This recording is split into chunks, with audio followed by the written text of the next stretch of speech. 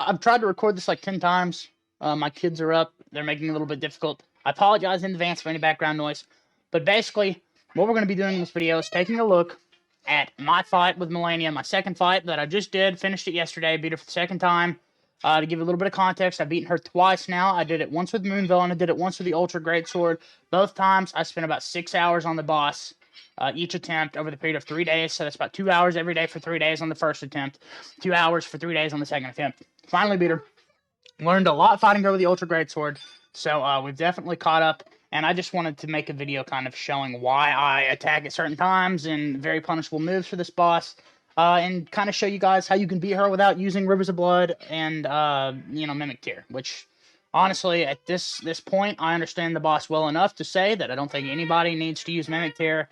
Even if they're not using Rivers of Blood, it's just, you got this. You got this. So a little bit of a confidence boost. And if you find this video helpful, be sure to leave a like, subscribe, turn on notifications. If you want to see any more Elden Ring content, let me know, as well as how I did in this video in the comments down below. And without further ado, let's jump right into this. So this is basically my VOD off of YouTube. It's called Malenia Maybe. I streamed for 3 days. Well, that being my stream title, because I just had absolutely no idea when this is going to work out for me. But I'm just going to be reviewing my footage of me fighting Malenia and kind of commenting on certain aspects of the video. So, let's go ahead and get this started. We're about to enter the boss fog. Bam. And I just want to say, since I've already tried to do this 5 times, I'm going to attack Malenia at the very beginning of the fight. Unless she's super docile and you know for a fact that she's not going to hit you, I would not tank this damage here. But I do that in this clip. I'm just saying I would definitely not recommend that. So I'm casting Golden Vow to get a little bit more attack damage out of my Ultra Great Sword. And we're basically going to be dodging into her right shoulder right there. That's very important. And you saw that she did that kind of spinning attack where she slammed her weapon on the ground. That is a super important attack because it's very easily punishable. So anytime she does the slicey dicey thing where she jettisons forward at you and is slicing at you, you want to dodge into her shoulder, preferably her right shoulder. That's the one that I typically do. And then she'll follow it up with one of 2 attacks. She'll either do the attack that she just did right there, which you can easily dodge through and do a rolling R1 attack into her, super easily punishable, or she'll do an attack where she spins around and jumps back. That one I don't try to punish as much because she tends to just attack through my attack when I get to her. But this is the best attack, in my opinion, to wait for if she does the slice and dice. Let's continue. There we go. You'll see me getting in some extra hits in between her attacks here. This attack right here is another very punishable attack. If you noticed, I did a rolling R1 there. You don't want to do that. When she does that slow wind-up attack when you're close to her and she slams her sword down, you can do a fully charged R2 attack and deal massive damage with the Ultra Great Sword or any of those other big swords. I did a rolling R1 here because I just slipped my mind in that moment, but I recommend doing that. It also does tons of posture damage. So just keep that in mind. Do that strong R2 attack there. It's super punishable. Continue forward. This attack, I always roll into her, the stabbing attack, and the grab attack. See, that's a perfect example of two moves that are super easily punishable that I think get a lot of people killed. Because if she grabs you and you screw up, you're probably dead. Even with this armor on, she would have put me down to one-shot territory, like a piss hair of health. So it's very important to be careful there. But as you saw, when she does the stab attack, I roll into her. You could roll back with her, similar to how I do with the grab, but I just tend to roll in her. I'm not sure why. That's just kind of how I learned the fight. Doing it over and over again. When you do the grab, though, definitely roll back. Perfectly time that. You basically just get a free opportunity to hit her, and it's super, super rewarding to pull off, too. So she's doing the slashy. We're going to dodge in her. See right there, she delayed that attack. So let me rewind that a second, show you that again. She's going to do slashy. And then see here, she did not attack me immediately. So if she does that slower secondary slash after she gets done with her cutting board move, if she does it slower, you want to wait like half a second to dodge. When she's doing the other attack, if you can tell that she's going to immediately try to hit you a second time, you want to dodge immediately. And she always follows it up with one of those 2 attacks, like I said. The one where she slams her sword in the ground, or the one where she swings around and backs up. This attack, as long as you dodge it properly, you have a good opportunity to hit her, because she does not follow that up with another attack. And then we got some more free damage in there. And we're rolling back a lot of the time, just kind of skating away from that danger. We don't want to stay right up on her most of the time, because if she wombo combos us, we're just done for. And it's not very fun to get this boss any reasonable amount of health down. Okay, this is very important right here. This is Waterfowl. This is literally the move that makes people quit trying to fight Malenia in its totality. As you see there, we dodged it. And she actually leads into another really punishable attack. If she ever does that attack where she slams her sword down, roll into it, embrace it, get close to her, do a rolling R1 attack, or dodge in, let your animation from going back to a standing position complete, and then do a regular light attack. Might even have time to do a heavy attack. But with Waterfowl, let's take a second to re-examine that, because it's very important that we dodge this properly. She's going to charge up this Waterfowl by kind of floating in the air, as you see here, once we get closer to her. And she waits till we attack her. You don't ever want to be stuck in an attack animation when Waterfowl starts. So I recommend only attacking when she gives you those open opportunities that I've been describing to you up to this point. Now, I successfully get through Waterfowl, but I take a lot of damage here. So it's very high risk, high reward. I don't think it's worth the health that I lost. But she will wind up, as soon as she does that, if she's already in the air and you haven't started sprinting back yet, you're doing something wrong, okay? You want to start running back immediately.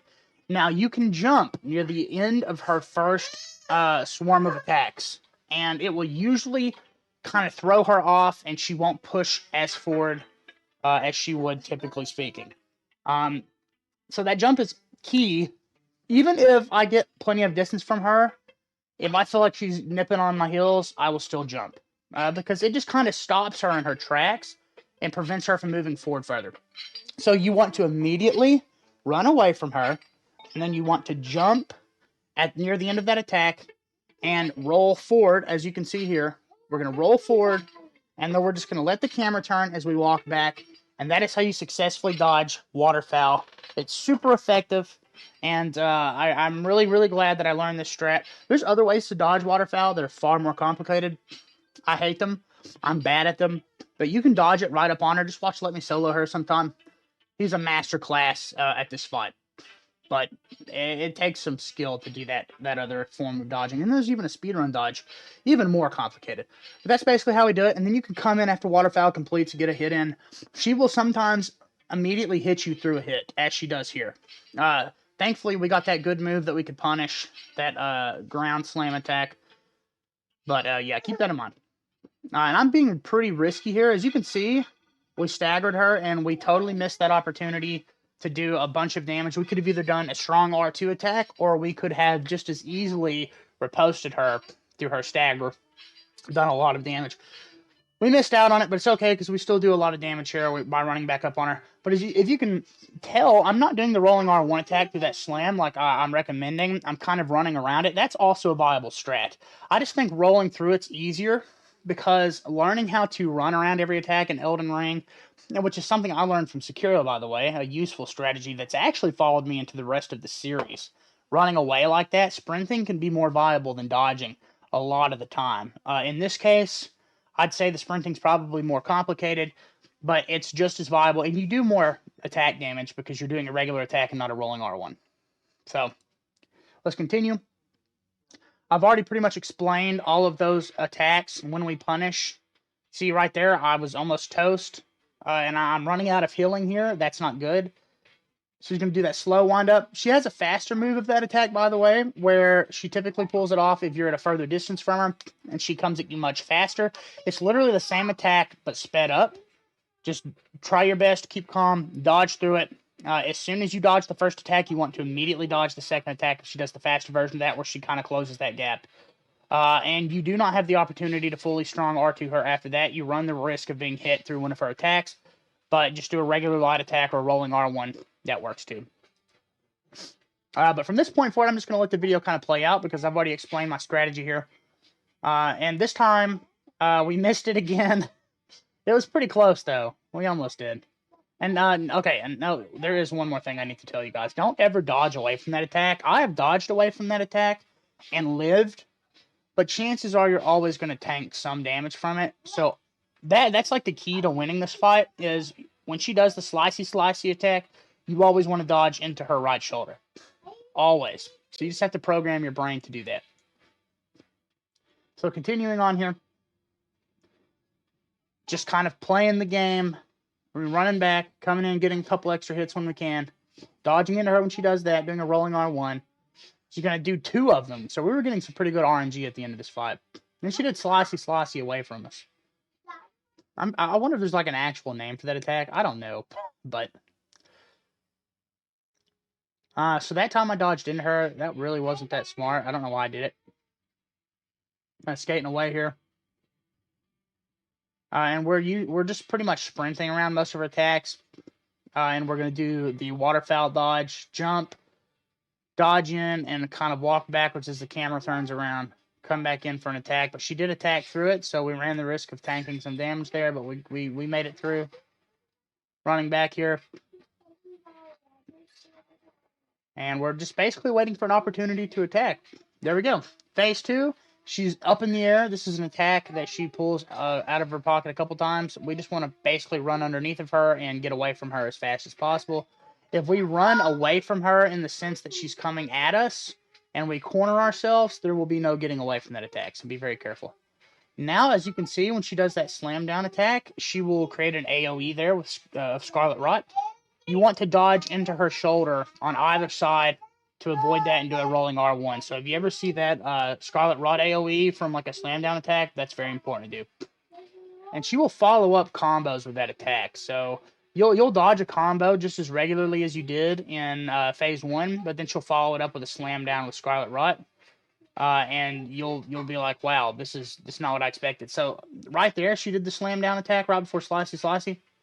And she didn't do the AoE attack after that, but she has.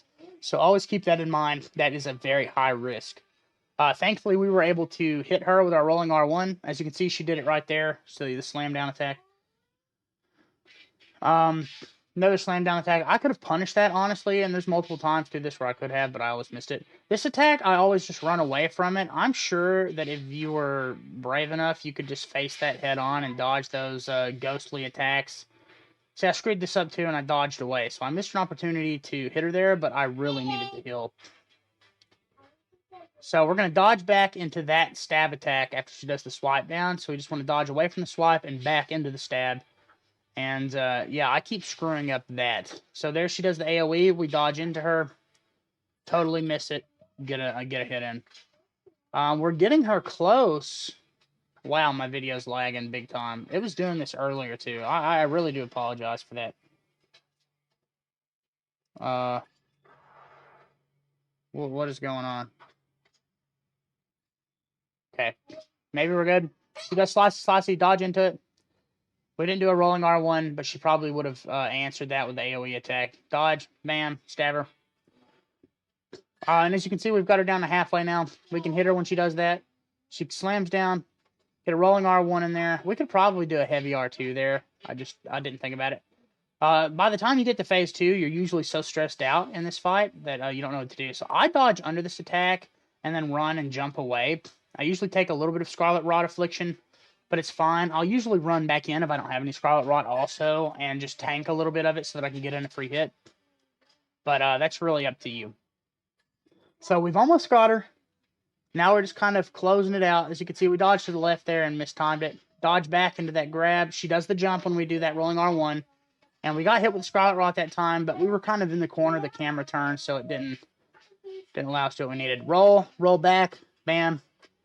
Excellent move to punish. She's going to do the slam down attack. Like I said, you could punish that by rolling into her shoulder. Now she's going to do waterfowl. This is identical to dodge as it was in phase 1. We have not changed anything about our methodology for getting past that. Now, it's still risky to do that jumping attack after the fact, but we decided to. Now she's going to do this, and this one's a lot cleaner because I had a lot more space to kind of close the gap, and my dodging was just better. So we do a rolling R1 there, roll back, and at this point, we're basically just waiting for opportunities. This time, I roll through her again, run away, and jump, but she does the same attack one more time in the fight, and I dodge it in a totally different manner. So that's pretty cool. You'll see that in a minute. I think I missed that attack, yeah. But we staggered her with just our regular R1 there. Gonna dodge in. She's gonna do that. Roll around it. Bam. This fight's really not that complicated. Dodge in. So she did the instant attack, did the spin around. That's the attack where she jumps back I was telling you about that I really hate. And I never try to punish it, but there is a way to. Dodge around that Scarlet Rot, bam. So she's gonna do that AoE attack one more time. Is she? Yeah, she does it one more time. There we go. So this time I run and jump away, which was also, if not more effective, just as effective as the prior way I did it. And what I do is I tank that Scarlet Rot, like I was telling you. I do a jumping R2 attack, and then I roll and do one more rolling R1. And we, my friends, have defeated Malenia without any Ash of War. We don't even have an Ash of War in our weapon. We don't have Lion's Claw, anything like that, which I heard is incredibly busted on this weapon. I watched my friend actually just destroy Godskin Duo with it the other day. And it was pretty ridiculously powerful. So no Ash of War. We just have a maxed out Ultra Greatsword, which is more than enough to fight this boss. We have Golden Vow, Radagon Source Seal, the Stamina Talisman that you get from killing a Morgoth's clone, and then those two Equip Low Talismans, Erdtree's Favor, and then the one in not in Old Altus Tunnel, but in Altus Tunnel by the big bridge that's destroyed. I might put it in the comments down below, like pin a comment telling you what my actual build here was. But yeah, that was it. And I had been fighting her, like I said, for 3 days, a couple hours each day, and I finally got this win, and I got it as soon as I put armor on, because I'm telling you guys, having decent armor in this fight really does make a world of difference, and having the buff is nice, but I feel like I could have still beaten her without Golden Vow and Radagon Sourcil, because if anything, I would have been taking less damage, and I would have been dealing less damage, but still more than enough damage to beat her. I got her down to phase 2 half health multiple times with no armor and no buffs. So it can be done, you just have to be perfect at that point, basically, and I'm just not there yet. Maybe one day I'll be there with this boss, but I'm just not there yet. But yeah, that was basically it. Now what I'm going to do is I'm going to unmute everything, and I'm going to let you hear my reaction to beating the boss, because I was over the moon. The second time I beat Malenia, like I said, the first time I was shaking uncontrollably. I was so stressed out. I could not celebrate. I felt like I had just, like, it was terrible. Okay, so beating her the second time was a lot more rewarding, and let's see. I might even rewind it a little bit more. Let's go ahead and turn the volume back up. Make sure that Windows Audio Mixer is picking us up. Yes, sir, it is. We're going to maximize, and we're going to rewind a couple seconds. You might hear my children in this. But this is basically unlistenable. So, here you go. This is me beating Malenia with the terrible PlayStation controller microphone. I'm going to mute my actual mic, and we're going to listen to this, and I'll come back for some closing thoughts.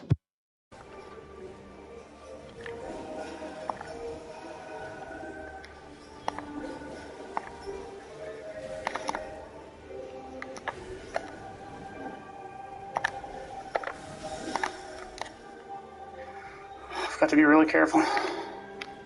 Come on, come on. Please, please give me this, Jesus.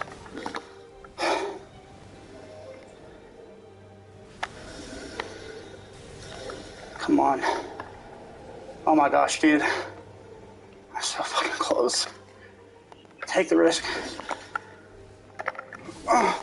Oh yeah!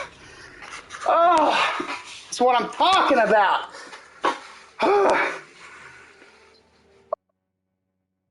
Well, there you go, everyone. I hope you enjoyed the video. It's been your friend No Viewers with this tutorial for how to beat Malenia, specifically with Ultra Greatsword, but you can apply these strategies that I used to just about any weapon. So keep that in mind. You don't have to use this weapon, but Malenia is surprisingly fightable with the big slow weapons. And I actually decided to try that based on some of the videos I'd seen from some of those challenge EldenRing speedrun players on YouTube, and specifically seeing them fight her with Rykard's Spear.